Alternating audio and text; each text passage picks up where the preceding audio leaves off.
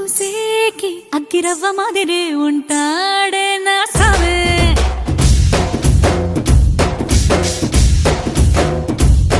మెత్తాని పత్తి పువ్వుల మరే సంటాడే